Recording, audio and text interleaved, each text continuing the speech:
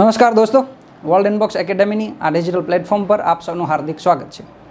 મિત્રો, સંવાદ શ્રેણી જે આપણે શરૂ કરેલી છે મુખ્ય પરીક્ષાને ધ્યાને લઈ અને એ પરીક્ષાને અનુરૂપ આપણે એક મુખ્ય પ્રશ્નનો જવાબ લઈ અને તમારી સમક્ષ હાજર થયા છે. આશા છે કે ગઈકાલે તમને જે પ્રશ્નો આપ્યા છે એના ઉત્તરો તમામ લોકોએ લખ્યા હશે તથા આજે આપણે જે પ્રશ્નનો ઉત્તર દેવા જઈ રહ્યા છીએ એ પ્રશ્ન પણ મુખ્ય પરીક્ષાની દ્રષ્ટિએ ખૂબ ઉપયોગી છે. તો પ્રશ્ન છે મિત્રો IPEF અને RCEP. તો પહેલો સવાલ તો એ થાય આપણને કે આપણે આ ભણવાની જરૂર શું છે.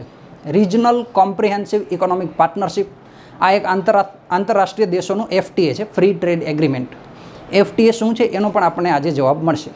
આ ઉપરાંત Indo Pacific economic framework for prosperity IPEF એ પણ એક અમેરિકી નેતૃત્વનું જે ગ્રુપ છે, ભારત એમાં જોડાયેલું પણ છે. તો આપણે આવા સંગઠનો કરવાની જરૂર શું છે. RCEP છે, IPEF છે, આવા સંગઠનો આપણે શા માટે કરવા જોઈએ. તો એનો જવાબ તમને આ રીતે મળશે કે DYSOની જે એક્ઝામ હતી મિત્રો, 20 નંબરની એક્ઝામ હતી 2020 અને 21માં. આ એક્ઝામમાં એક પ્રશ્ન પૂછાયેલો છે, એનો તમે કન્ટેક્સ્ટ સમજો એટલે તમને સમજાશે કે આંતરરાષ્ટ્રીય સંગઠનો શા માટે કરવા જોઈએ. એમાં પ્રશ્ન હતો કે ક્વાડ વિશે ટૂંક નોંધ લખો. સૌ પ્રથમ પ્રશ્ન આવો હતો કે ક્વાડ વિશે ટૂંક નોંધ લખો. તથા પછી બીજો પ્રશ્નનો બીજો ભાગ આવો હતો કે શું ક્વાડ નાટોની એશિયાઈ આવૃત્તિ તરીકે ચીનનું વ્યૂહાત્મક ચેકપોઇન્ટ છે. આ પ્રશ્ન મિત્રો ખાસ સમજો, વ્યૂહાત્મક ચેકપોઇન્ટ. હવે તમે મને આન્સર આપો કે આ પ્રશ્નનો જવાબ તમારે લખવો હોય તો કઈ બુકમાંથી મળશે. કે ક્વાડ વિશે ટૂંકને જ લખો તથા આ ક્વાડ શું નાટોની એશિયાઈ આવૃત્તિ તરીકે, હવે આ પણ એક મહત્વ કન્ટેક્સ્ટ છે કે નાટોની એશિયાઈ આવૃત્તિ, નાટોની એશિયાઈ આવૃત્તિ તરીકે. ખાસ ધ્યાન રાખજો મિત્રો, આ શું કન્ટેક્સ્ટ પૂછ્યો છે પ્રશ્નનો. અને આ પ્રશ્ન છે DYSO 2020માં જે મેન્સ લેવાની એમની છે. તો ક્વાડ વિશે ટૂંકનું જ લખો એટલે ક્વાડ વિશે તમને પૂરેપૂરી માહિતી હોવી જોઈએ. ક્વાડ પણ મિત્રો એક ભારત એવું સંગઠન છે જેમાં ભારત સભ્ય છે, તો ક્વાડ વિશે તમને ડિટેલ હોવી જોઈએ. આ ઉપરાંત પૂછ્યું છે કે ક્વાડ એ નાટોની એશિયાઈ આવૃત્તિ તરીકે, એટલે પહેલાં તમને નાટો સંગઠન વિશે બેઝિક ડિટેલ હોવી જોઈએ કે નાટો શું છે. અને પછી પૂછ્યું છે કે એશિયાઈ આવૃત્તિ, કે નાટોનું આ એશિયાઈ સંસ્કરણ છે એવું છે. અને ત્રીજો સવાલ આવો છે કે ચીન સામે વ્યૂહાત્મક ચેકપોઇન્ટ. તો આ પ્રશ્નનો જવાબ તમને ડાયરેક્ટ કોઈ પ્રશ્નમાંથી નહીં મળે. તમારી અન્ડરસ્ટેન્ડિંગ હશે, કનેક્ટિવિટી કરતાં આવડતી હશે અલગ અલગ સંગઠનો વિશે, તો આનો જવાબ તમે સરળતાથી લખી શકશો કે નાટો જે છે, નાટો એ સામ્યવાદી દેશોનું જે પશ્ચિમ તરફ વધતું જતું પ્રયાણ છે કે રશિયા અને યુરોપ વચ્ચે જે સંઘર્ષો ચાલી રહ્યા છે એને લઈ અને નાટોની સંગઠનની રચના કરવામાં આવેલી હતી. નાટો વિશે આપણે એક સંપૂર્ણ લેક્ચર પણ આ સિરીઝમાં અગાઉ લીધેલો છે. તો નાટો જે છે એ સામ્યવાદી વિચારધારાને આગળ વધતું અટકાવવા માટેનું સંગઠન છે. અને ક્વાડ જે છે, ક્વાડ ભારત પણ એમાં એક સંગઠન છે. ભારત છે, ઓસ્ટ્રેલિયા છે, અમેરિકા પણ એનું સભ્ય છે અને જાપાન એનું સભ્ય છે. આ 4 દેશોએ મળી અને ક્વાડ રચ્યું છે. તો ક્વાડનું ઇન્ટેન્શન પણ મિત્રો કંઈક એવો છે કે ઇન્ડો પેસિફિક ક્ષેત્ર છે એમાં ચાઇનાનું ડોમિનન્સ વધે છે, તો ધીરે ધીરે આંતરરાષ્ટ્રીય વ્યાપાર ઉપર ચીનનું ડોમિનન્સ વધે અને એક ક્ષેત્રમાં અશાંતિ ન ફેલાય, ચીનનું પ્રભુત્વ એટલું ના વધી જાય કે વ્યાપાર કરવો મુશ્કેલ બને, એ પ્રકારના ઉદ્દેશ્યો સાથે આ ક્વાડની રચના થયેલી હતી. તો ઇનડાયરેક્ટલી ક્વાડ પણ જે છે એ સામ્યવાદી વિચારધારાને રોકતું, એ સામ્રાજ્યવાદી વિચારધારાને રોકતું સંગઠન છે. એટલે ક્વાડની જે રેલેવન્સી છે એ ક્વાડની રેલેવન્સી નાટોની નજીક છે. તો આ પ્રશ્નને તમારે સમજવો હોય તો આંતરરાષ્ટ્રીય સંગઠનોની તમને બેઝિક ડિટેલ જરૂરી હોવી જોઈએ. આ ઉપરાંત બીજો પણ એક પ્રશ્ન પૂછી લે. આપણને એમ થાય કે વિદેશી સ્તરે જેટલા પણ સંગઠનો રચાય છે આંતરરાષ્ટ્રીય સ્તરે જેના ભારત સભ્ય નથી, પણ હવે આજે જે આપણે સંગઠનો ભણવા જઈ રહેલા છીએ એ IPEF હોય કે RCEP હોય, આ બંને સંગઠનોની શા માટે જરૂર છે એ જુઓ તમે. તો સંગઠનોની વાત કરી તો 2017માં પ્રીવિયસ યર ક્વેશ્ચન તમે ઉઠાવશો તો તમને જડશે. 2017ના વર્ષમાં ક્લાસ 1-2માં એક પ્રશ્ન પૂછેલો છે કે TPP, આ TPP એક સમજૂતીનું નામ છે. TPPમાંથી અમેરિકાના દૂર થઈ જવાથી ભારતના હિતો ઉપર શું અસર પડશે. TPPનું ફૂલ ફોર્મ છે મિત્રો ટ્રાન્સ પેસિફિક પાર્ટનરશિપ. આ ટ્રાન્સ પેસિફિક પાર્ટનર છે એ પેસિફિકની પાર્ટનરશિપ છે એ યુરોપિયન દેશો અને અમેરિકાની એક વ્યૂહાત્મક ભાગીદારી હતી. આ ટ્રાન્સ પેસિફિક પાર્ટનરશિપમાંથી અમેરિકા દૂર થઈ જાય, USA. તો હવે આ ટ્રાન્સ પેસિફિક પાર્ટનરશિપ સાથે ભારતનો કોઈ સીધો કનેક્શન નથી. ન તો ભારત આ સમજૂતીનો ભાગ છે. તેમ છતાં જ્યારે અમેરિકા આ સંગઠનમાંથી દૂર થઈ જાય છે, આ સમજૂતીમાંથી દૂર થઈ જાય છે, તો જીપીએસસી 1-2માં વર્ષ 2017માં સવાલ પૂછેલો છે કે ટ્રાન્સ પેસિફિક પાર્ટનરશિપમાંથી અમેરિકાના દૂર થઈ જવાથી ભારતના હિતો પર શું અસર પડશે.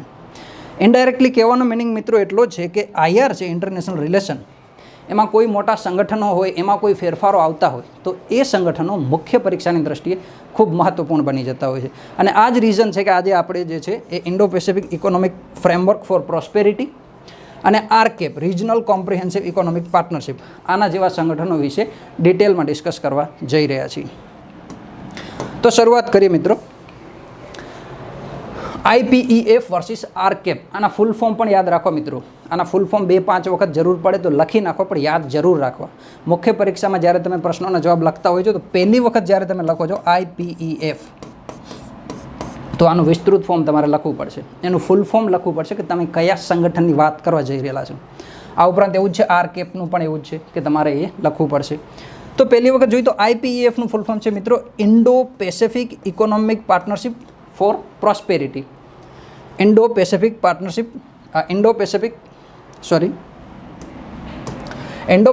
ઇકોનોમિક ફ્રેમવર્ક ફોર પ્રોસ્પેરિટી, આ છે એનું ફૂલ ફોર્મ. જ્યારે આરકેપનું ફૂલ ફોર્મ છે મિત્રો રિજનલ કોમ્પ્રિહેન્સિવ ઇકોનોમિક પાર્ટનરશિપ. આ બંનેના ફૂલ ફોર્મ છે, તમારે યાદ રાખવા પડશે. હવે ઘટના છે મે 2022ની. મે 2022માં જ્યારે અમેરિકી રાષ્ટ્રપતિ જો બાઇડન ક્વાડની એક સમિટમાં મળે છે. ક્વાડના જે 4 સભ્યો મેં તમને કીધા કે ભારત, ઓસ્ટ્રેલિયા, અમેરિકા અને જાપાન, આ 4 દેશના વડાઓ જે છે એ મે 2022માં ટોક્યોમાં ક્વાડની સમિટને લઈને મળે છે. અને આ સમિટ દરમિયાન અમેરિકી રાષ્ટ્રપતિ જો બાઇડને જે છે એ બેઠક દરમિયાન IPEFની રચના કરી. હવે IPEFની રચના જે છે એ મોસ્ટ ઓફ 1 વર્ષની ઘટના છે. આગળ વધીએ તો આ સંગઠન કયા પ્રકારનું છે? તો US લેડ ઇકોનોમિક ગ્રુપ, એટલે કે આ સંગઠનમાં પ્રભુત્વ અમેરિકાનું છે અને એક ઇકોનોમિક ગ્રુપ છે, એટલે કે આ જે સંગઠન છે એનું આર્થિક ગતિવિધિઓ સાથે જોડાણ હશે એ પ્રકારનું એક આ સંગઠન છે જેનું નેતૃત્વ અમેરિકા પાસે હશે. US લેડ એટલે કે અમેરિકી નેતૃત્વમાં.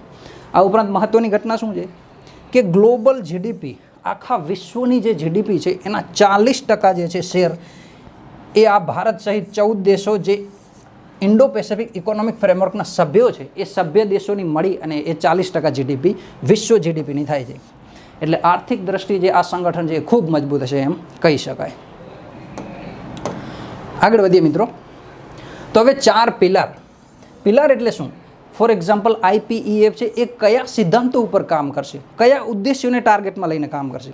ફોર એક્ઝામ્પલ આપણે જ્યારે વાત કરી કે લોકતંત્રના જ્યારે પિલારની આપણે વાત કરીએ મિત્રો, તો એમાં શું હશે? કારોબારી હશે, ધારાકીય હશે, ન્યાયતંત્ર હશે અને હવે આપણે મીડિયાને પણ ચોથો સ્તંભ ગણી છે. તો લોકતંત્રની વાત કરીએ તો આપણને ખ્યાલ આવે કે આ લોકતંત્રમાં 4 પિલાર હશે. એક ધારાકીય ગૃહ હશે જે અલગ અલગ કામ કરતું હશે, કારોબારી એમનું કામ કરતું હશે, ન્યાયતંત્ર છે એમનું કામ કરશે અને મીડિયા એમનું કામ કરશે. તો આ 4 ભેગા મળી અને લોકતંત્રની રચના કરશે. આ ઉદ્દેશ્યો આપણને બેઝિક ખ્યાલ આવે. તો એ પ્રમાણે જે Indo Pacific economic framework for prosperity, આ જે સંગઠન છે આના કયા પિલર છે અને આમાં કઈ વસ્તુઓ જે છે એ બેઝિક હશે, મૂળભૂત હશે, એ કઈ વસ્તુઓ છે? તો 4 સંગઠનો મિત્રો તમારે યાદ રાખવાના છે. ટ્રેડ એટલે કે IPEFના જે પણ સભ્યો છે એ એવો પ્રયાસ કરશે કે એમની વચ્ચે વ્યાપાર વધે. ટ્રેડ એટલે કે એમની વચ્ચેનો વ્યાપાર જે છે એ વધે, એટલે મુક્ત વ્યાપાર ક્ષેત્ર. ટૂંકમાં એવા દેશો સંગઠન કરશે કે જેથી આસપાસનું વસ્તુ અને સેવાઓના વ્યાપારમાં વધારો થાય. હવે સપ્લાય ચેઇન રિઝિલિયન્સ. આ સપ્લાય ચેઇન રિઝિલિયન્સનો મિનિંગ થોડો સમજવો જરૂરી છે. ગુજરાતીમાં કહી તો આપૂર્તિ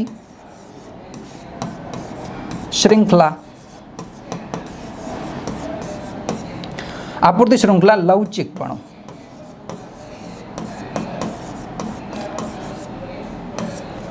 તો આ એવા પ્રકારની આપૂર્તિ શૃંખલાની વાત થાય છે જેની ઉપર જ્યારે પણ સ્ટ્રેસ આવે અથવા તો કોઈ પણ જાતના અવરોધ આવે તો પણ એ સપ્લાય શૃંખલાને એટલે કે આપૂર્તિ શૃંખલાને કોઈ સમસ્યા ના આવે. અવરોધકતા, રેઝિલિયન્સનું વધારે સારું ગુજરાતી કરશું આપણે મિત્રો, અવરોધકતા. એટલે કે એ પ્રકારની આપૂર્તિ શૃંખલા મિત્રો કે જે આપૂર્તિ શૃંખલા ફોર એક્ઝામ્પલ હમણાં કોવિડ આવ્યો તો કોવિડમાં સમગ્ર વિશ્વમાં શું થઈ ગયું? એક પ્રકારનું લોકડાઉન લાગુ હતું. તો ભારતની વસ્તુ અને સેવાઓ બીજા દેશોમાં નહીં જઈ શકે. વિદેશથી ભારત જે વસ્તુ આયાત કરતું એ ભારતમાં નહીં આવી શકે. એટલે કે આખા વિશ્વનો વ્યાપાર છે એ ઠપ થઈ ગયો. એટલે કે આખા વિશ્વની જે આપૂર્તિ શૃંખલા છે એ બ્રેક થઈ ગઈ, એમની કોઈ અવરોધકતા નથી, એટલે એ આપૂર્તિ શૃંખલા છે એ મજબૂત નથી, એ બ્રેક થાય છે. આ ઉપરાંત રશિયા યુક્રેન યુદ્ધ આવ્યું, તો રશિયા અને યુક્રેન બંને મળી અને વિશ્વના 55% જેટલા ઘઉં નિર્યાત કરતા હતા. તો જે દેશો રશિયા અને યુક્રેન પાસેથી ઘઉં આયાત કરતા હતા એવા દેશોને આ આપૂર્તિ શૃંખલાના બ્રેક થવાથી સૌથી મોટી સમસ્યાઓ આવી. અગાઉ પણ આપણે એક લેક્ચર લીધો છે રશિયા અને યુક્રેનના યુદ્ધ ઉપર, તો એમાં પણ આપણે જોયું હતું કે રશિયા અને યુક્રેનથી જે ઘઉં આયાત કરતા દેશો હતા, આફ્રિકી દેશો, 32 જેટલા આફ્રિકી દેશો,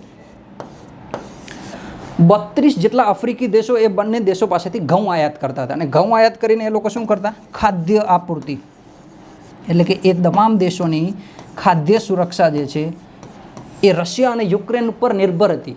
રશિયા અને યુક્રેનમાંથી ઘઉં આવ્યા પછી એ લોકો જે છે એ એમની ખાદ્ય સુરક્ષા જાળવી શકતા. તો આ ખાદ્ય સુરક્ષા 32 દેશોની જોખમાણી. એનું કારણ શું હતું કે આપૂર્તિ શૃંખલા ઉપર બ્રેક. રશિયા યુક્રેન યુદ્ધ થઈ જાય, બ્લેક સીમાંથી જે ઘઉંની નિર્યાત થતી હતી એ ના થઈ, ઓબ્વિયસલી એ સ્ટોપ થઈ, એટલે આપૂર્તિ શૃંખલા બ્રેક થઈ. જો મિત્રો, આ ડેટા ઉપર એટલે ફોકસ કરું છું કે જ્યારે તમે મુખ્ય પરીક્ષાનો આન્સર લખતા હશો તો એમાં ડેટા તમારા આન્સરને વધુ સચોટ બનાવશે. તમારી વાતનો નિષ્કર્ષ એકદમ સચોટ હશે કે તમે શું કહેવા માગો છો. સામાન્ય ભાષામાં તમે લખશો કે આપૂર્તિ શૃંખલા જે છે એ રશિયા યુક્રેન યુદ્ધથી બ્રેક થઈ, એ એટલું બધું સ્પષ્ટ નહીં હોય કે તમે શું કહેવા માગો છો.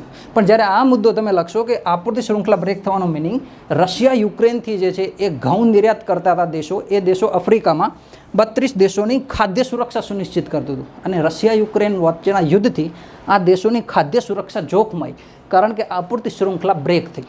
આ વસ્તુ વધુ સ્પષ્ટ સંદેશ આપશે કે તમે શું કહેવા માગો છો, અને એટલા માટે જે છે હું ડેટા ઉપર ફોકસ કરું છું. તો આ સપ્લાય ચેઇન રેઝિલિયન્સનો મતલબ તમને સમજમાં આવ્યો હશે. તો આ IPEF ફ્રેમવર્ક છે એ મુખ્ય એક તો વ્યાપારમાં કામ કરશે, એટલે કે વસ્તુઓ અને સેવાની આદાન પ્રદાન છે એ વિશ્વના દેશો, એટલે કે ઇન્ડો પેસિફિક ફ્રેમવર્કના જેટલા પણ દેશો છે એમની વચ્ચે વધે.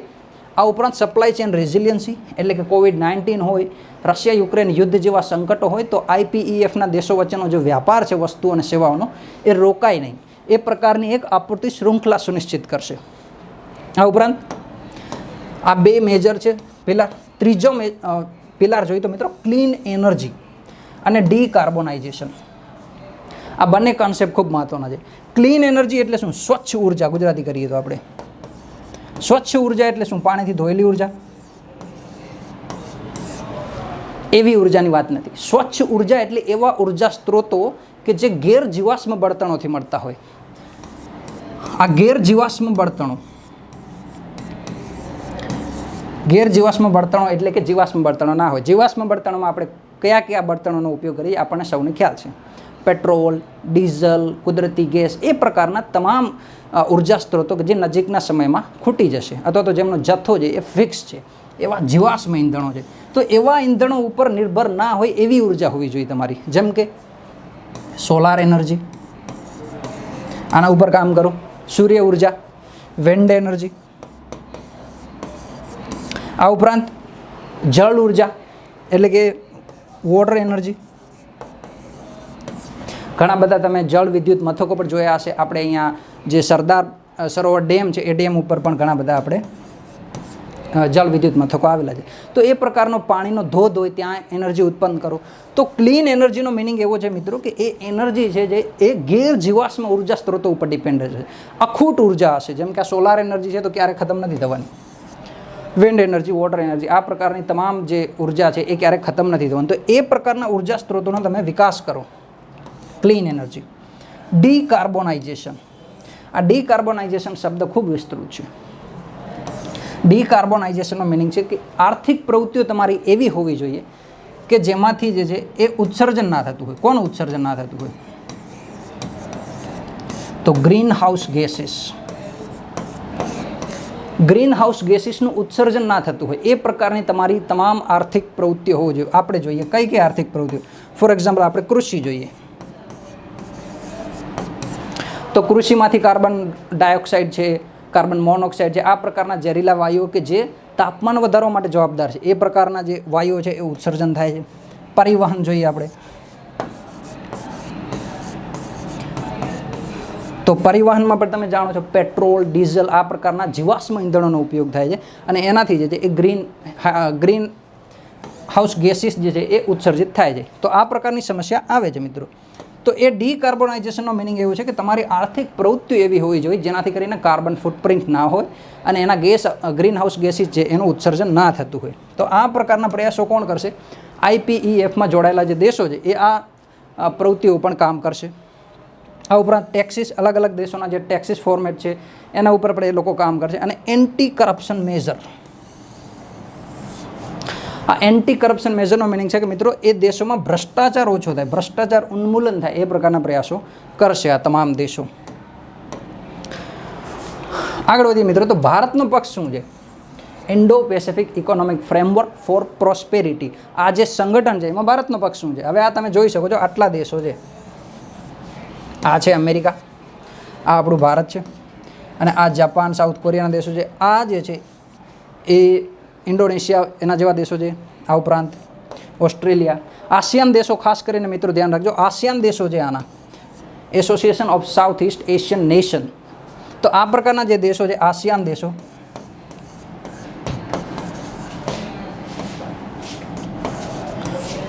એશિયન નથી, આસિયાન છે, association of South East Asian nation.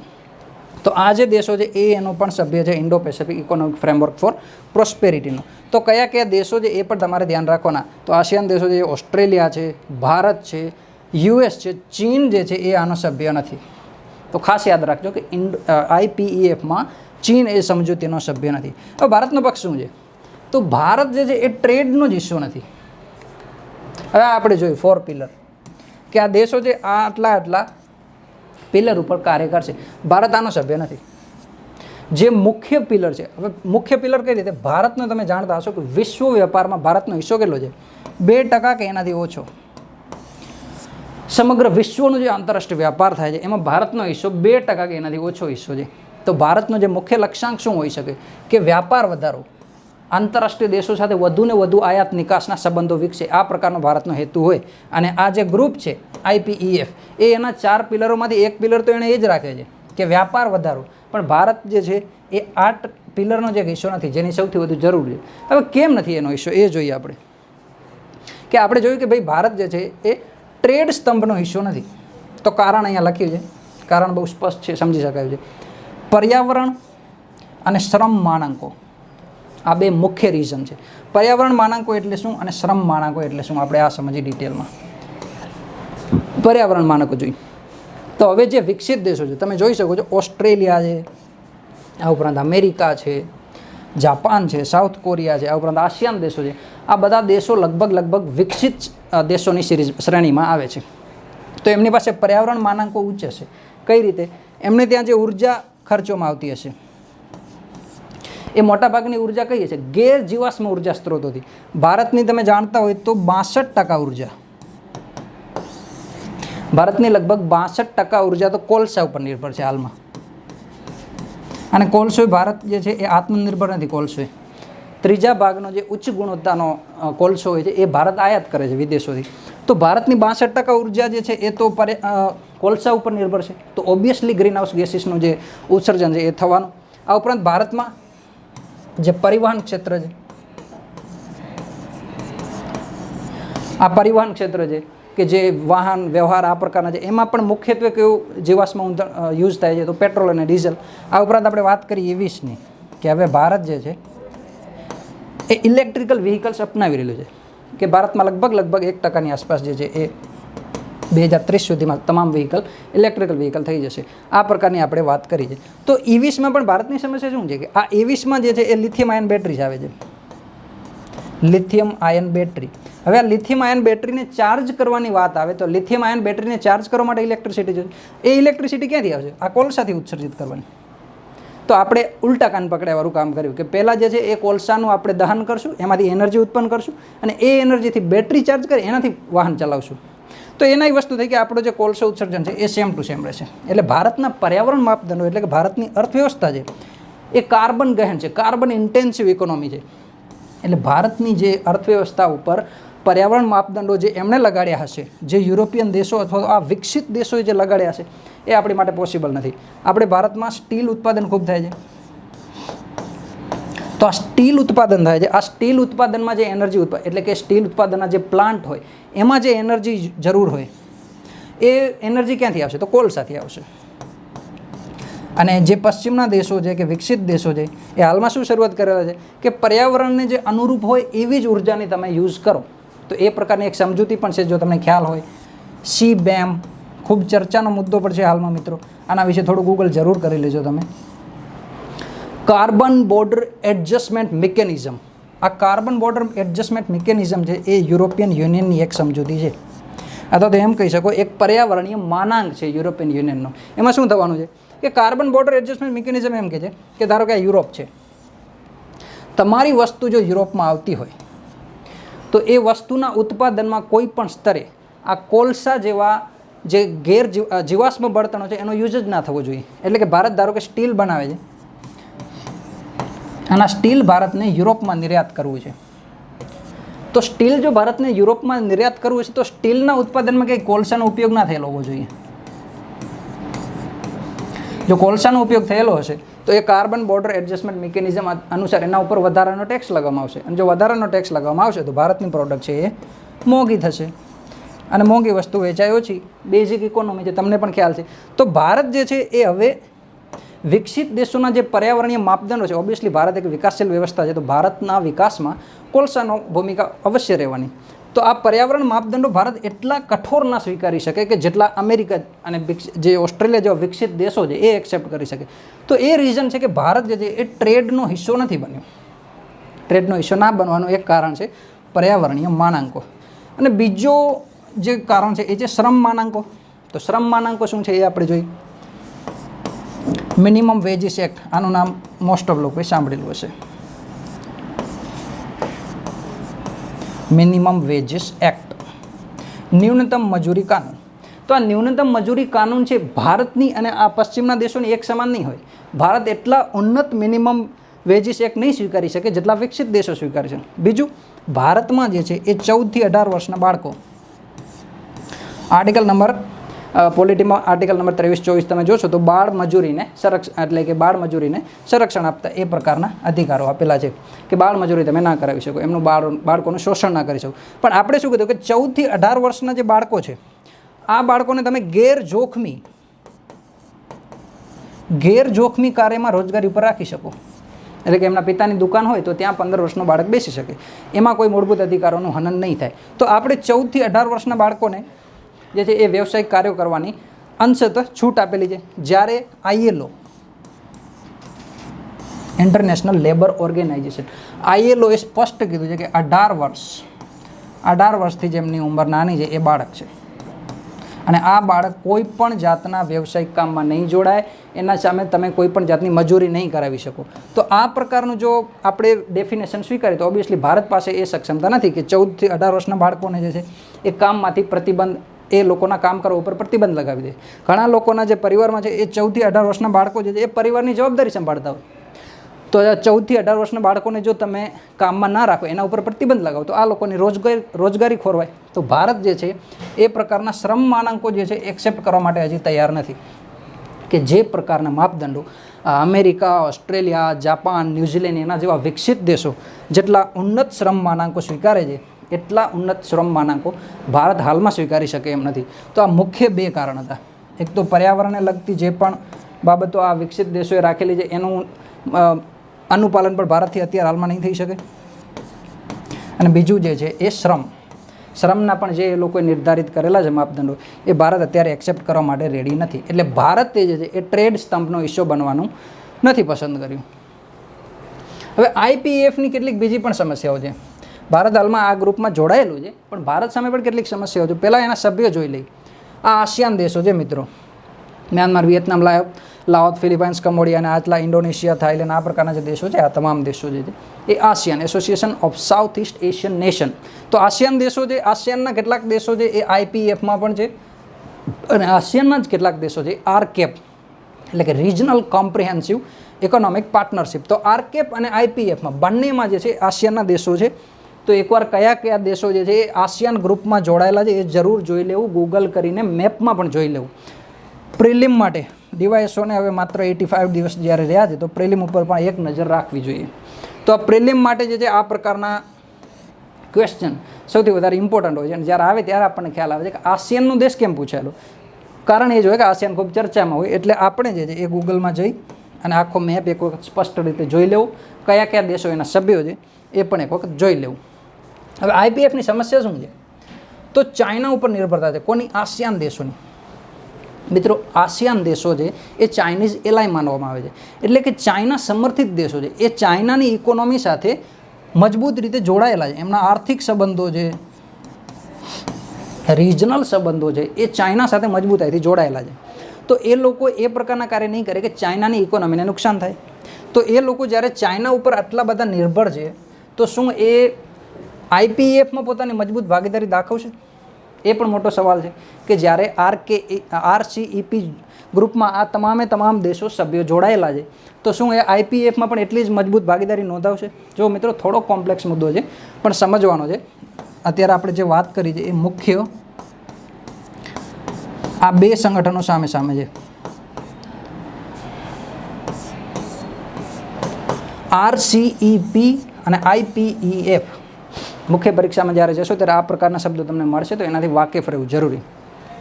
તો આરકેપમાં કેટલાક સભ્યો આસિયાન સભ્યો દેશો છે એ સભ્યો છે, અને કેટલાક દેશો છે એ આઈપીએફના પણ સભ્યો છે. એટલે કે આસિયાનના ઘણા બધા એવા દેશો છે જે બંનેમાં જોડાયેલા છે, આઈપીએફમાં છે અને આરસીઈપીમાં છે. હવે આમાં જે છે એ અમેરિકાનું પ્રભુત્વ છે, આમાં ચીનનું પ્રભુત્વ છે. તો આની સાથે આ તમામ સભ્યો જે છે એ ચીનની અર્થવ્યવસ્થા સાથે મજબૂતાઈથી જોડાયેલા છે.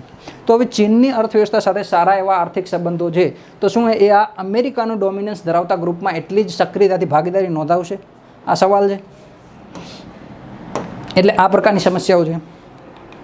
આગળ જોઈએ મિત્રો, તો સપ્લાય ચેઇન રેઝિલિયન્સ. હમણાં આપણે વાત કરી કે ભાઈ આઈપીઈએફના જે 4 પિલર હતા એમાં એક ટ્રેડ અને બીજો હતો આપણે સપ્લાય ચેઇન રેઝિલિયન્સ, એટલે કે આપૂર્તિ શૃંખલા અવરોધકતા. હવે આને મજબૂત કરવાનો એક ઉદ્દેશ્ય રાખવામાં આવેલો છે. ઇન્ડો પેસિફિક જે ફ્રેમવર્ક છે આઈપીઈએફ, એનો એક પક્ષ એ છે કે આપણે આ બાબત ખૂબ મજબૂત કરવાની છે. સમસ્યા શું છે? તાઇવાન જે છે, તાઇવાન દેશ એ આ આઈપીએફનો સભ્ય નથી. આમ તો ચાઇનાનો પાડોશી દેશ છે. ઘણા તો વન ચાઇના પોલિસી અંતર્ગત એવું જ માને છે કે તાઇવાન ચાઇનાનો જ હિસ્સો છે, એટલે ઘણા લોકો એમને એક સ્વતંત્ર દેશ તરીકે માન્યતા પણ નથી આપતા. તો આ તાઇવાન જે છે એ આઈપીએફનો સભ્ય નથી. ને આપણે શું વાત કરેલી છે કે ભાઈ સપ્લાય ચેઇન રેઝિલિયન્સ આઈપીએફને એકદમ મજબૂત બનાવશું. સમસ્યા શું છે? તાઇવાન નથી. જ્યારે તાઇવાન જે છે એ સમગ્ર વિશ્વના સેમિકન્ડક્ટરનું 65% ઉત્પાદક છે. હવે આખા વિશ્વમાં જે સેમિકન્ડક્ટર ઉત્પાદન થાય છે એનું 65% એકલું તાઇવાન કરે છે. અને સેમિકન્ડક્ટરની ઉપયોગિતા શું છે? તો જે પણ 4th industrial revolution equipment, again એ જ વાત કે ટેબ્લેટ, ટીવી, મોબાઈલ, સ્ક્રીનને લગતા તમામ પ્રકારના, આ ઉપરાંત રક્ષા ઉપકરણો, તમારે કોઈ સર્કિટ બનાવવાની હોય, કોઈ મિસાઇલ ક્રૂઝ બનાવવાનો પ્રોગ્રામિંગ માટેના સેટ હોય, એ તમામનો ઉપયોગ કોનો થાય છે? સેમિકન્ડક્ટરનો. તો જો આઈપીએફને મજબૂત ગઠબંધન રાખવું હોય અને એક મજબૂત સપ્લાય ચેઇન બનાવી હોય, તો એમાં સેમિકન્ડક્ટર જરૂર જોઈશે. અને સેમિકન્ડક્ટર જોવા માટે તમારો સભ્ય તાઇવાન હોવો જોઈએ. તમારા ગ્રુપમાં તાઇવાનની સભ્યતા હોવી જોઈએ, કારણ કે તાઇવાન જે છે એકલું વિશ્વનું 65% જેટલું સેમિકન્ડક્ટર ઉત્પાદન કરે છે. તો જો આ દેશ સભ્ય નથી તો તમારી આપૂર્તિ શૃંખલા જે છે એ કઈ રીતે મજબૂત થશે? વિશ્વની 65% સેમિકન્ડક્ટરની જે પ્રોડક્ટ કરતો નેશન છે એ જ તમારો સભ્ય નથી, એટલે બાકીનું જે આપૂર્તિ શૃંખલા છે એમાં ધરખમ ઘટાડો આવશે. તો બીજી સમસ્યા છે કે સપ્લાય ચેઇન રેઝિલિયન્સ તમારે જાળવવી છે, પણ તાઇવાન તમારો સભ્ય નથી. પહેલી સમસ્યા એ હતી કે તમે આસિયાન દેશો સભ્ય છે તમારા, પરંતુ તાઇવાન તમારા ગ્રુપનો સભ્ય નથી. તો તાઇવાન તમારા ગ્રુપનો સભ્ય નથી, તો તમારે જે છે એ સેમિકન્ડક્ટર માટે નિર્ભરતા અગેન તાઇવાન ઉપર રહેશે. અને તાઇવાન ઉપર કોનો કંટ્રોલ છે? ચીનનો. ઇવન ચાઇના તો જે છે એ પોતાના જ દેશનો એક હિસ્સો ગણે છે. તાઇવાને સ્વતંત્ર નીતિઓ પણ નથી બનાવતી, તો તમે જાણશો. તો એ પ્રકારનું રીઝન શું છે કે તાઇવાન ઉપર જો તમારી નિર્ભરતા વધશે તો એ ઇનડાયરેક્ટલી કોની ઉપર નિર્ભરતા છે? ચાઇના ઉપર નિર્ભરતા છે. આગળ વધીએ. હવે બીજું સંગઠન, આપણે પહેલાં વાત કરી આઈપીઈએફ, એટલે કે Indo Pacific economic framework for prosperity. આ હતું પહેલું સંગઠન. બીજું સંગઠન છે આરકેપ. મેં તમને કીધું કે ફૂલ ફોર્મ અમને ખાસ યાદ રાખજો, 85 દિવસની વાર છે પ્રિલિમને. તો આનું ફૂલ ફોર્મ છે રિજનલ કોમ્પ્રિહેન્સિવ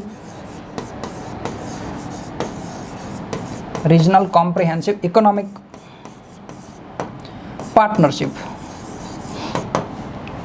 ઓકે, તો આ જ એનું ફૂલ ફોર્મ, એટલે કે રિજનલ કોમ્પ્રિહેન્સિવ ઇકોનોમિક પાર્ટનરશિપ. આ ફૂલ ફોર્મનું આપણે જોઈએ આગળ. તો આની રચના ક્યારે થઈ? 15 નવેમ્બર 2020 કોરોના કાળમાં રચના થયેલી છે, એટલું યાદ રાખજો. સભ્યો કેટલા છે? સભ્યો છે એના 16. 11 આસિયાન દેશો, જો આ અગત્યનું છે, આસિયાન દેશો આના સભ્ય છે. IPEFમાં આસિયાન દેશો સભ્ય છે, જ્યારે આરકેપમાં પણ જે છે એ સભ્યો છે. 11 દેશો તો આસિયાન દેશો છે. આ ઉપરાંત આની પણ આર્થિક ક્ષમતા ખૂબ છે. જો 1/3 ઓફ ધી ગ્લોબલ ઇકોનોમી, આખા વિશ્વના અર્થતંત્રનો 3જો ભાગ આ દેશો પાસે છે, એટલી સક્ષમતા છે. અને સૌથી વધુ મહત્ત્વનો મુદ્દો હોય તો આ છે ફ્રી ટ્રેડ એગ્રીમેન્ટ. આગળ આવશે. એનો ઉદ્દેશ્ય જોઈએ મિત્રો, તો વસ્તુઓ અને સેવાઓનો સરળ વ્યાપાર. એટલે કે હવે આરકેપમાં જેટલા પણ દેશો જોડાયેલા છે ને, એ એવો પ્રયાસ કરશે કે એ દેશો વચ્ચેનો વ્યાપાર ખૂબ વધે. એ દેશો જે એકબીજાના દેશોમાં જે વસ્તુઓની આયાત નિકાસ થશે એના ઉપર કોઈ ટેક્સ નહીં લગાડે. જો અહીંયા આવી ગયો છે આરકેપ, વિશ્વનો સૌથી મોટો ફ્રી ટ્રેડ એગ્રીમેન્ટ. એટલે કે વિશ્વનો 30% ઇકોનોમિક સંગઠન છે, એવા દેશો જેનો આખી ગ્લોબલ જીડીપીના 30% ઇકોનોમિક પાવર છે, એવા દેશોનું આ સંગઠન છે. અને એમણે કરેલો છે FTA. FTAનો મિનિંગ આપણે સમજીએ. સૌથી ઇમ્પોર્ટન્ટ વાત, ભારત આનો સભ્ય નથી. ભારત જે છે એ વિદેશ વ્યાપારમાં પોતાનો હિસ્સો વધારવા માટે મહત્વાકાંક્ષી છે, પણ ભારત આ ગ્રુપનો આ સંગઠનનો હિસ્સો નથી. સમસ્યા શું છે? તો આ એક છે free trade agreement. Free trade agreement કોને કહેવાય એ આપણે જોઈએ. ઓકે, તો ફ્રી ટ્રેડ એગ્રીમેન્ટનો મિનિંગ એ છે મિત્રો કે ફ્રી ટ્રેડ એગ્રીમેન્ટમાં જેટલા પણ દેશો જોડાશે એ દેશો આંતરિક વ્યાપાર ઉપર કોઈ જાતના વધારાના ટેક્સ નહીં લાગે. ફોર એક્ઝામ્પલ, આ સંગઠન છે, આ છે આરકેપ. આ સંગઠન તમે જોઈ શકો છો, આ છે આરકેપ. હવે આના સભ્યો જુઓ, એક તો આ છે આસિયાન દેશો આટલા, અહીંયા છે જાપાન, ચીન, ઓસ્ટ્રેલિયા, ન્યૂઝીલેન્ડ. આ પ્રકારના તમામ દેશો શેમાં જોડાયેલા છે? Free trade agreement. ધારો કે ચીનમાંથી સ્ટીલનો નિર્યાત ઓસ્ટ્રેલિયામાં થાય છે, તો આના ઉપર ધારો કે ફ્રી ટ્રેડ એગ્રીમેન્ટ અંતર્ગત 5% વ્યાજ 5% જે છે એ ટેક્સ લાગશે. ધારો કે 5% લાગે. પણ જો રશિયામાંથી ઓસ્ટ્રેલિયામાં કોઈ સ્ટીલ આવશે તો એના ઉપર 15% લાગશે. કેમ કે રશિયા આરકેપનો સભ્ય નથી. તો આરકેપના જે દેશો છે એની વસ્તુઓ અને સામાન આવશે એની ઉપર અલગ ટેક્સ લાગશે, ઓછો ટેક્સ લાગશે, કારણ કે આ ફ્રી ટ્રેડ એગ્રીમેન્ટ છે. એટલે એ વસ્તુઓ એ પ્રકારના દેશો વચ્ચે વ્યાપાર વધારશે. હવે ચીનનો જ્યારે સ્ટીલ 5% ટેક્સ સાથે આવે છે, ચાઇનાનું સ્ટીલ, રશિયાનું સ્ટીલ જે 15% ટેક્સ સાથે, ઓબ્વિયસલી જે છે ચીનનો જે સ્ટીલ હશે એ સસ્તો હશે. સરળ ભાષામાં સમજીએ તો આ પ્રકારના તમામ દેશો, ફ્રી ટ્રેડ એગ્રીમેન્ટમાં જોડાયેલા તમામ દેશો પોતાની વસ્તુઓ અને સેવાઓનું એકબીજા દેશમાં જ્યારે આદાન પ્રદાન કરશે તો એની ઉપર ઓછામાં ઓછો ટેક્સ લગાડશે. જ્યારે બીજા દેશોની વસ્તુ જો એ આ સંગઠનમાં ક્યાંય આવશે તો એની ઉપર વધારે ટેક્સ લાગશે. એટલે કે ચીનને જે ટેક્સ લાગશે એ રશિયાને નહીં લાગે, રશિયાને વધારે ટેક્સ લાગશે કારણ કે એ ફ્રી ટ્રેડ એગ્રીમેન્ટનો ભાગ નથી. ચીનને ઓછો કારણ કે એ ફ્રી ટ્રેડ એગ્રીમેન્ટનો ભાગ છે. આઈ હોપ કે તમે ફ્રી ટ્રેડ એગ્રીમેન્ટથી હવે પરિચિત થયા હશો. ફ્રી ટ્રેડ એગ્રીમેન્ટ એટલે એ પ્રકારની સમજૂતી જેમાં દેશો વસ્તુઓ અને સેવાઓનો વ્યાપાર સરળ બનાવે અને ઓછામાં ઓછા પોસિબલ હોય એટલા ટેક્સ લગાડે. હવે કેટલા લગાડે એ બધી આ ફ્રી ટ્રેડ એગ્રીમેન્ટની સમજૂતીઓ થયેલી હોય એ પ્રમાણે લાગે. મહત્ત્વની બાબત એ છે કે ભારત જે છે આ સંગઠનનો સભ્ય નથી. આગળ વધીએ મિત્રો. 15 દેશો છે એ પણ તમે યાદ રાખજો. હવે ભારત આનો સભ્ય કેમ નથી? જ્યારે ભારતના પાડોશી દેશો, આ તમે જુઓ તો બધા, આ ભારત છે આપણું, તો અહીંયા ચીન, પછી આ આસિયાન દેશો છે, ઓસ્ટ્રેલિયા છે, આ તમામ બધા ભારતની નજીકના જ દેશો છે. તો ભારત જો આ સભ્ય હોય આ ગ્રુપનો તો ઓબ્વિયસલી ઇકોનોમિક બેનિફિટ ભારતને વધારે મળે. પણ ભારત આનું સભ્ય કેમ નથી એના કારણો જોઈએ. તો સૌથી પહેલાં ક્રોસ બોર્ડર ડેટા ફ્લો. આપણે જે લાસ્ટ લેક્ચર જોયો હતો protection of personal data protection bill 2022, એમાં આ વસ્તુ છે કે જ્યારે ભારતનો ડેટા હશે, સંવેદનશીલ ડેટા, એને તમારે ભારતમાં જ સ્ટોર કરવાનો છે, એને વિદેશમાં લઈ જવાનો નથી. તો હવે જે આરકેપ છે, રિજનલ કોમ્પ્રિહેન્સિવ ઇકોનોમિક પાર્ટનરશિપ, આમાં એક જોગવાઈ એવી હતી કે આ જે તમામ દેશો છે ને, આ તમામ દેશો એકબીજાનો ડેટા શેર કરશે. ચાઇનાનો ડેટા ઓસ્ટ્રેલિયા યુઝ કરશે, ઓસ્ટ્રેલિયન ડેટા ન્યૂઝીલેન્ડનો ડેટા જાપાન, આ પ્રકારના તમામ દેશો એકબીજાના ડેટાનો યુઝ કરશે. જ્યારે ભારતની પોલિસી શું છે કે ભારત પોતાનો ડેટા જે એ કોઈ વિદેશના દેશને નહીં આપે, ત્યાં સંરક્ષિત કે એમને યુઝ કરવાની કોઈ પરવાનગી નહીં આપે. એટલે ભારત સામે સૌથી પહેલી સમસ્યા એ આવી કે જે ડેટા છે એ વિદેશોમાં ભારત નહીં મોકલે. એટલે આ પહેલી સમસ્યા ભારત સામે હતી. અને આરકેપમાં એ સુવિધા હતી કે તમારા ડેટા છે એ વિદેશોમાં મોકલવો પડશે. બીજી સમસ્યા શું હતી કે કૃષિ અને ડેરી જેવા ક્ષેત્રોને નુકસાન જવાની સંભાવના હતી. શું કારણ છે? ડેરી ઉદ્યોગ ભારતમાં તમે જાણો છો, ડેરી ઉદ્યોગ ભારતમાં, ગુજરાતમાં તો સહકારી ક્ષેત્રે વિકસિત થયેલો છે. સમગ્ર ભારતમાં પણ ડેરી ક્ષેત્ર મહત્ત્વનું છે. ડેરી સાથે ઘણા બધા ખેડૂતો જોડાયેલા છે, તો રોજગારી છે એમની. તો હવે ભારત જો FTA બન્યો તો સમસ્યા શું થાત કે ભારતનું ડેરી ક્ષેત્ર અને એ આરકેપના જેટલા પણ સભ્યો છે એ તમામ દેશોના ડેરી ક્ષેત્રો એકસાથે કોમ્પિટિશનમાં આવત. જ્યારે ન્યૂઝીલેન્ડ અને ઓસ્ટ્રેલિયા જેવા જે દેશો છે મિત્રો એની ડેરી ક્ષેત્ર ખૂબ ઉન્નત છે, ખૂબ સસ્તા ભાવે એ લોકો ડેરીની પ્રોડક્ટો છે એ વેચે છે. અને ભારતનું ડેરી ક્ષેત્ર એટલું વિકસિત નથી કે એટલું હાલમાં એડવાન્સ ટેકનોલોજીનો યુઝ નથી કરતું કે એમના જેટલી સસ્તી પ્રોડક્ટ બનાવી શકે. ફોર એક્ઝામ્પલ આ ન્યૂઝીલેન્ડ છે, ન્યૂઝીલેન્ડ પાસે કોલ્ડ ચેન ઇન્ફ્રાસ્ટ્રક્ચર નંબર 1 છે. કોલ્ડ ચેન ઇન્ફ્રાસ્ટ્રક્ચર એટલે કે ફ્રીઝર, આ તમામ પ્રકારની વસ્તુઓ સ્ટોર કરવા માટેની જે સુવિધા હોય એ એકદમ ઉન્નત છે. ભારત પાસે એવી નથી. ભારત તમે જાણો છો 2 લાખ કરોડ રૂપિયાના તો ખાલી શાકભાજીને ફળ બગડી જાય ભારતમાં એક વર્ષે. આટલું મોટું નુકસાન ભારત એટલા માટે ઉઠાવે છે, ભારત પાસે કોલ્ડ ચેન ઇન્ફ્રાસ્ટ્રક્ચર નથી. જ્યારે આ દેશો પાસે cold chain infrastructure super number 1 છે. તો હવે સમસ્યા એ થાય કે ભારતનું જો ડેરી ક્ષેત્ર કે કૃષિ ક્ષેત્ર એ દેશો સાથે કોમ્પિટિશનમાં જાય તો ભારતનું જે ઘરેલું ઉદ્યોગ છે એ નાશ પામે. લોકો ભારતીયોની જે ચીજ વસ્તુઓ છે એ વેચાય નહીં. એટલે એ સમસ્યા હતી કે ભારતના કૃષિ અને ડેરી ક્ષેત્રોને ખૂબ નુકસાન જશે. બીજી આરકેપના મોટાભાગના જે દેશો છે એ ભારત એમની સાથે વેપાર ખાધમાં છે.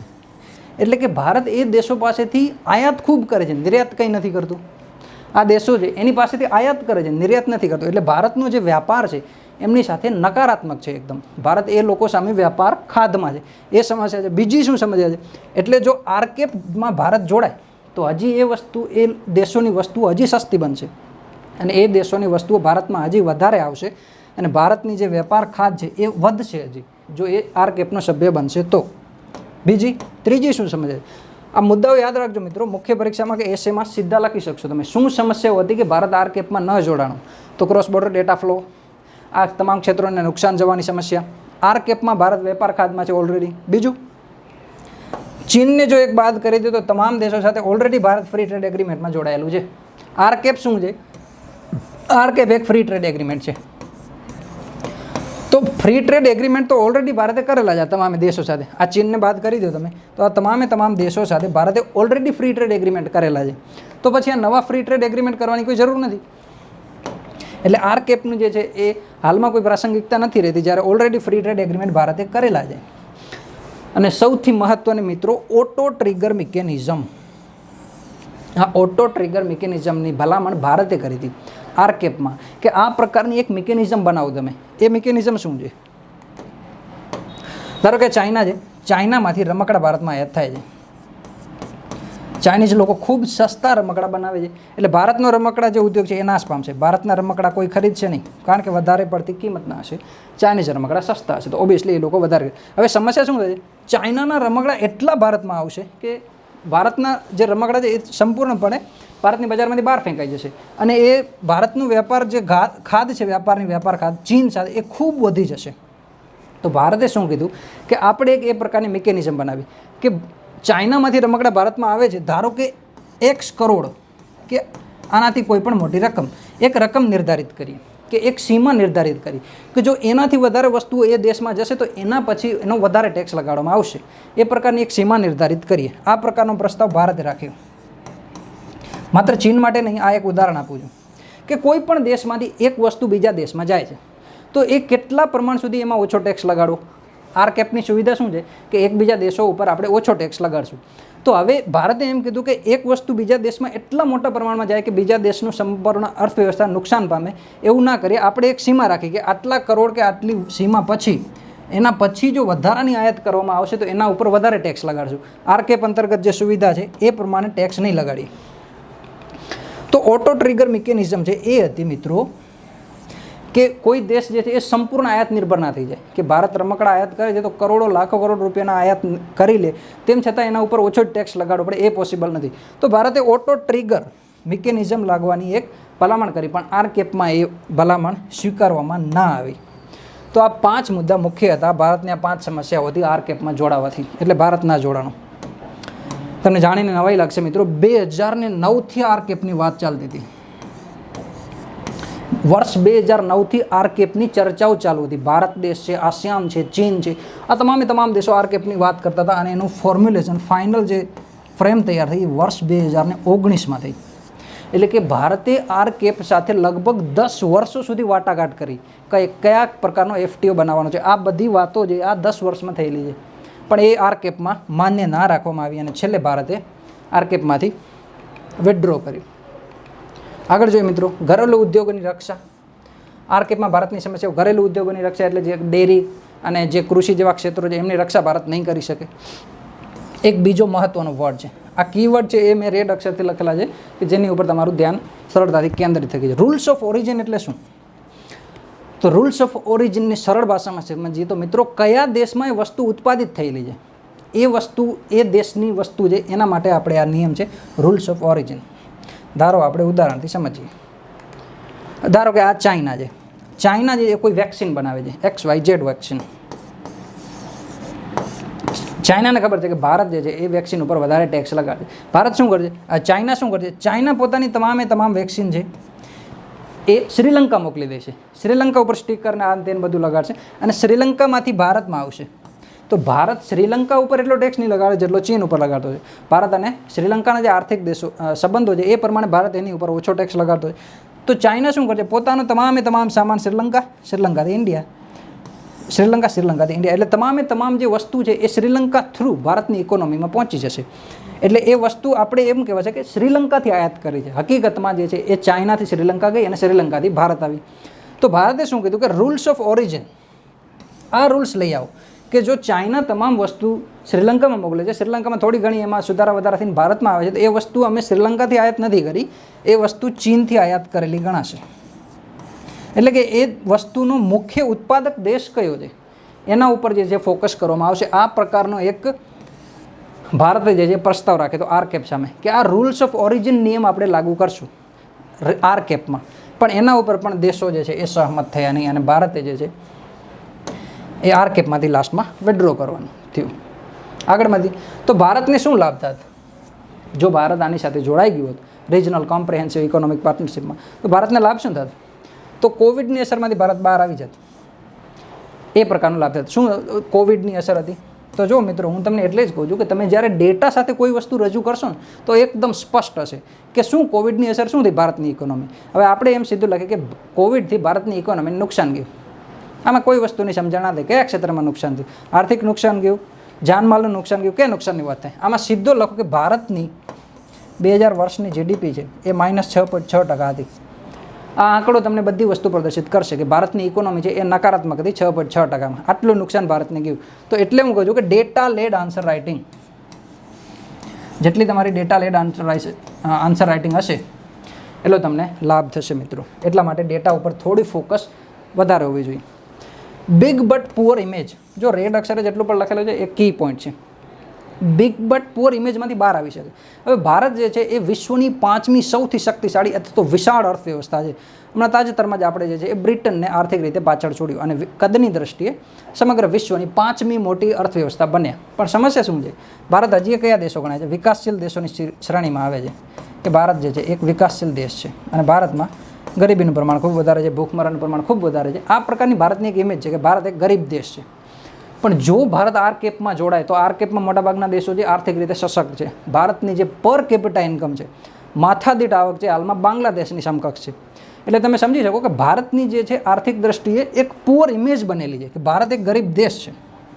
પણ જો RCEP જેવા દેશમાં જોડાશે, સંગઠનમાં જોડાશે તો ઓબ્વિયસલી ભારતની ઇમેજ મજબૂત બનશે. એટલે કે એ મજબૂત સંગઠનનો એક હિસ્સેદાર દેશ છે એમ ગણાશે. પછી લો હેંગિંગ ફ્રૂટ. લો હેંગિંગ ફ્રૂટનો શું મતલબ છે? ગુજરાતી કરી તો એવું થાય કે ફળમાં જે વૃક્ષમાં નીચે ટીંગાતો એ ફળ, પણ સમજવાનું કંઈક બીજી વસ્તુ છે. હવે લો હેંગિંગ ફ્રૂટ એટલે માટે હતું કે RCEPના જે સભ્યો હતા એ ઓલમોસ્ટ એશિયન દેશો છે, એશિયાઈ વિકસિત અર્થવ્યવસ્થાઓ છે અથવા તો વિકાસશીલ અર્થવ્યવસ્થાઓ છે. તો એના માપદંડો કોઈ યુરોપ કે અમેરિકા જેટલા ઉચ્ચ નહીં હોય. તો ભારત જો એ સંગઠન સાથે જોડાત તો ભારતના જે શ્રમ માનકો છે, પર્યાવરણ માનકો છે, એ દેશોની સમકક્ષ આવત અને એમાં ધીરે ધીરે સુધારો આવત. એટલે કે ભારતનું આર્થિક તંત્ર કોમ્પિટિટિવ બનત ધીરે ધીરે આર્થિક ક્ષેત્ર સાથે. પણ હવે સમસ્યા શું છે? ભારતને ફ્રી ટ્રેડ એગ્રીમેન્ટ કરવા છે UK સાથે, યુરોપિયન યુનિયન સાથે. ભવિષ્યમાં ઓલરેડી ભારતની આ મોટી માર્કેટો છે અમેરિકા સાથે. અમેરિકા ભારતનું સૌથી મોટું માર્કેટ છે. તો ભારતે જો આ દેશો સાથે ફ્રી ટ્રેડ એગ્રીમેન્ટ કરવા છે તો હાલમાં RCEP જેવા ફ્રી ટ્રેડ એગ્રીમેન્ટમાં શું સમજે છે? બિકોઝ આરકેપમાં તો મોટાભાગના દેશો વિકાસશીલ ને એશિયાઈ અર્થવ્યવસ્થાઓ છે, એના માપદંડો એટલા વિશાળ ને મજબૂત નહીં હોય જેટલા આ દેશોના હશે.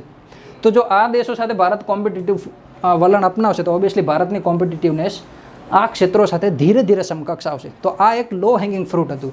એટલે કે એશિયાઈ દેશો સાથે જો માપદંડ ભારતના મજબૂત બનશે તો પછી યુરોપ અને અમેરિકાઈ દેશો સાથે ભારતની અર્થવ્યવસ્થા કોમ્પિટિટિવ બનશે એમ કહી શકાય.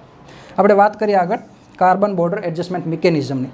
આમાં એવી એક જોગવાઈ કરવામાં આવેલી છે કે જો ભારતની અર્થવ્યવસ્થા કાર્બન ફૂટપ્રિન્ટ ઉપર કામ કરશે તો ભારતના જે નિકાસ હશે, જે પણ વસ્તુઓની નિકાસ કરવામાં આવશે યુરોપમાં, એની ઉપર ટેક્સ લગાડવામાં આવશે. આ પ્રકારની જોગવાઈ ક્યાં છે? સીબેમમાં છે. તો ભારતે અત્યારથી જો એ થોડી તત્પરતા બતાવી હોત અને આ આરકેપનો સભ્ય બની હોત તો ઓબ્વિયસલી ભારતને લાભ થાત. બીજું કે ભારતની એક્ટ ઈસ્ટ પોલિસી છે. ભારત જે પૂર્વીના દેશો છે એની સાથે એક મજબૂત સંબંધો ઈચ્છે છે. તો ચાઇનાને કાઉન્ટર કરવાના ઉદ્દેશથી અને ભારતના એશિયાઈ ક્ષેત્રમાં એક મજબૂત દેશ તરીકેની છબી માટે પણ ભારતની આ એક્ટ ઈસ્ટ પોલિસી 2014 છે એ મહત્વપૂર્ણ છે. જો આપણે ભારતનો આરકેપના સભ્યો બન્યા હોત તો આ એક્ટ ઈસ્ટ પોલિસીને એક મજબૂત મહત્વાકાંક્ષી બળ પ્રાપ્ત થાત. તમે જાણતા છો 1991ના સમયમાં ભારતે લુક ઈસ્ટ નામની એક નીતિ બહાર પાડી. વર્ષ 2014માં એક્ટ ઈસ્ટ કર્યું. એટલે ભારત માટે જે પૂર્વીય દેશો છે એનું મહત્ત્વ ખૂબ વધારે છે. તો આરકેપના જો સભ્ય બન્યા હોત ભારત તો ભારતના સંબંધો એ દેશો સાથે વધુ મજબૂત બનત. તો આ છે લાભ આરકેપના સભ્ય બનવાનો, ભારતને આટલા લાભ થઈ શક્યા હોત. આગળ વધીએ મિત્રો. હવે આ જે ટ્રેડ છે, બે સંગઠનો છે, આ બે સંગઠનો વચ્ચે કેવા કેવા સંબંધો અથવા તો કઈ પ્રકારની સ્પર્ધાત્મકતા યોજાશે એના ઉપર થોડી નજર દોડાવી. તો ભારત આઈપીએફનો સભ્ય છે, આરકેપનો સભ્ય નથી. આનો ઇનડાયરેક્ટ મતલબ શું થયો?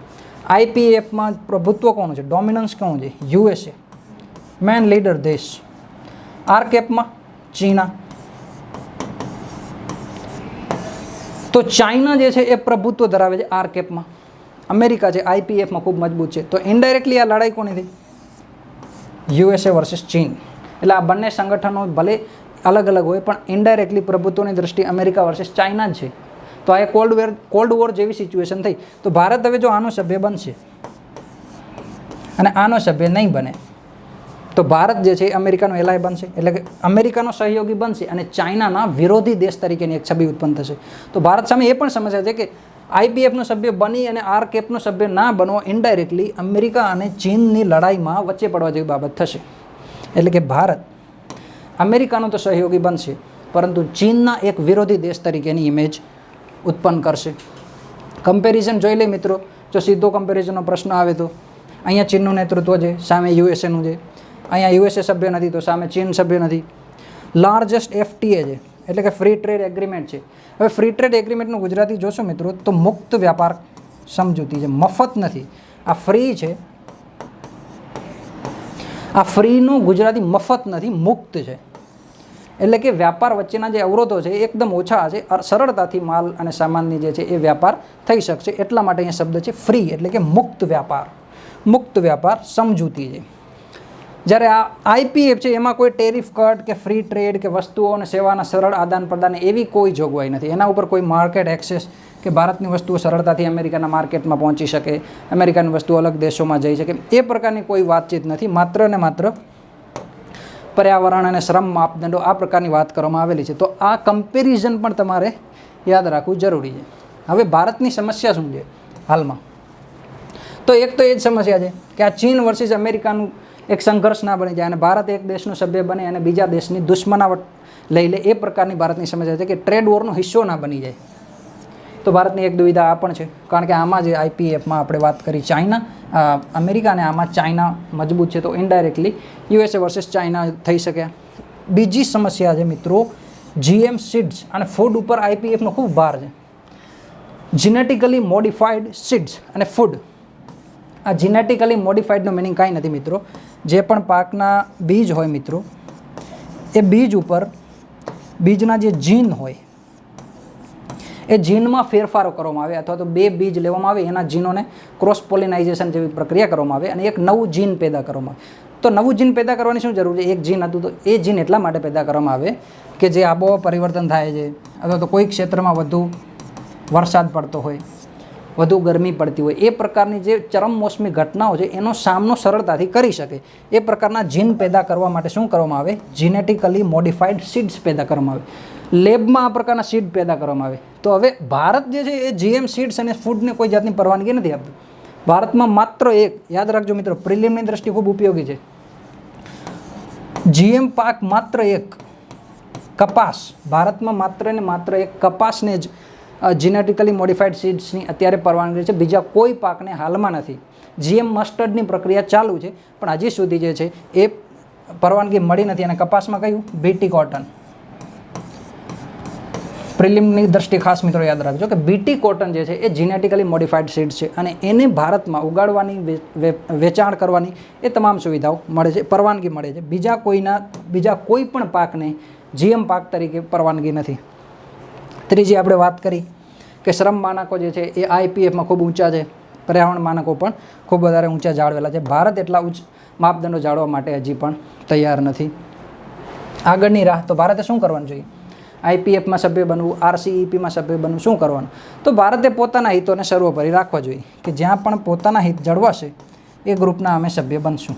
અથવા તો જરૂરી હોય તો બંને સભ્યોના, બંને આરસીઈપી અને આઈપીએફ બંને સંગઠનોના સભ્ય બની શકાય. જેમ કે જાપાન બંનેનું સભ્ય છે, આરસીઈપીનું સભ્ય છે, આઈપીએફનું સભ્ય છે, એટલે કે બંનેના જે લાભો છે એ જાપાન મેળવે છે. તો ભારત પણ આ પ્રમાણે આગળ વિચારી શકે.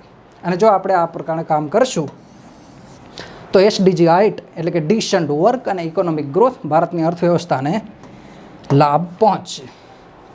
ઓકે મિત્રો, તો આ આપણે બે સંગઠનો વચ્ચેની વાત કરી, કયા પ્રકારની કમ્પેરિઝન થઈ શકે, કયા પ્રકારના પ્રશ્નો થઈ શકે, અથવા તો આ ક્ષેત્રમાંથી અગાઉ કયા પ્રશ્નો પૂછાઈ ગયેલા છે. તો આ જ પ્રકારના નવા પ્રશ્નો સાથે પણ આપણે બહુ જલ્દી મળશું. ધન્યવાદ.